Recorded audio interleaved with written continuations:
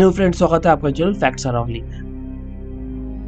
आज का हमारे पहले आसामीज गोस्ट है आसामीज पोरी। वह एक अलौकिक प्राणी है जो अलग अलग लिंगों में मौजूद है, नर और मादा। ऐसा माना जाता है कि ये जीव झीलों, तालाबों, नदियों जैसी जल इकाइयों में रहते हैं। लोक कथा के अनुसार मादा पौरी में नर को अपने वश में करने की क्षमता होती है, जबकि नर पौरी में मादा को अपने वश में करने की क्षमता होती है। कहा जाता है कि पौरी द्वारा कब्जे के प्रभाव गंभीर होते हैं। पीड़ित व्यक्ति को अक्सर अनियमित, उन्मत्त व्यवहार प्रदर्शित करता है। ऐसा माना जाता है कि भौतिक दुनिया का अनुभव करने और अपनी इच्छाओं को पूरा करने के लिए पौरी के पास मनुष्य होते हैं। पौरी कब्जे से छुटकारा पाने के लिए विशिष्ट मंत्र अनुष्ठान किए जा सकते हैं। ऐसा माना जाता है कि इन मंत्रों में व्यक्ति को उनके प्रभाव से मुक्त करके शरीर से पौरी को खत्म करने की शक्ति होती है। पौरी की अवधारणा और मनुष्य पर उनका कब्जा कुछ संस्कृतियों में, लोक कथाओं और पौराणिक कथाओं में गहराई से निहित है।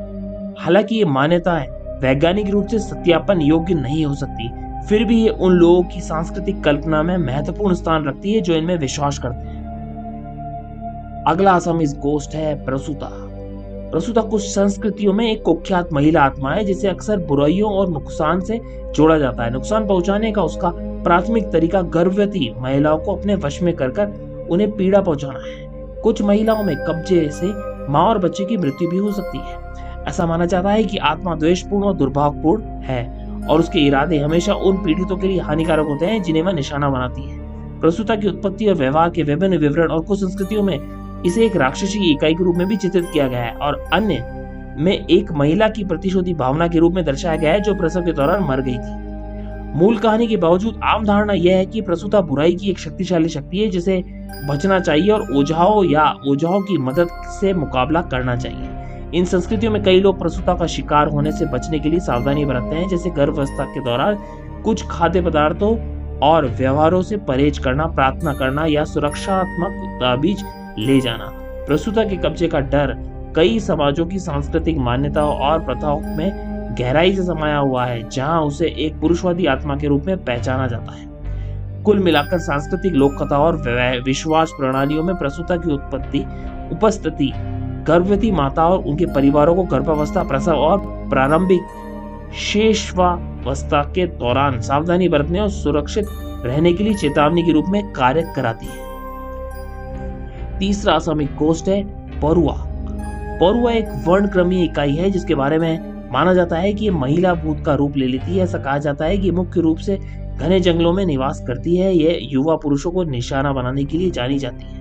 लोक कथाओं के अनुसार पौरुआ अपने भयानक गायन और संगीत से अपने पीड़ितों का मंत्रमुग्ध और मति भ्रम करने की क्षमता रखती है।